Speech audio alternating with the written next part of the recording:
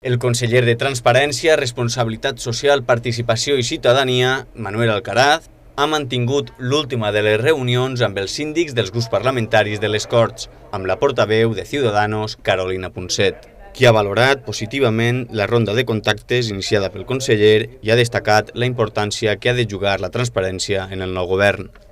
Apostamos por esa línea de trabajo de una manera muy decidida, que es la que nos convence, porque entendemos que no hay mayor, vacuna contra la corrupción que publicar agendas, que publicar contratos, que publicar datos, que publicar reuniones de los consellers, que todo lo que ocurre en una consellería o que todo lo que ocurre en las Cortes sea público, sea notorio y sea abierto.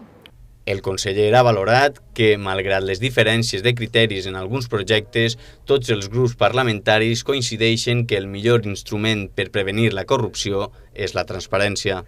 Y obviamente hemos constatado una coincidencia fundamental, que es la importancia de la transparencia. Por eso hemos insistido sobre todo en el desarrollo de la ley de transparencia, con múltiples medidas que se están tomando y que se irán anunciando en los próximos días, en las próximas semanas y en los próximos meses, porque es una ley muy importante para desarrollar.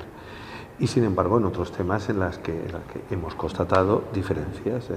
Així mateix, el conseller Alcaraz ja ha anunciat la seva voluntat de comparèixer en breu en seu parlamentària per donar compte de manera més detallada del programa de treball previst.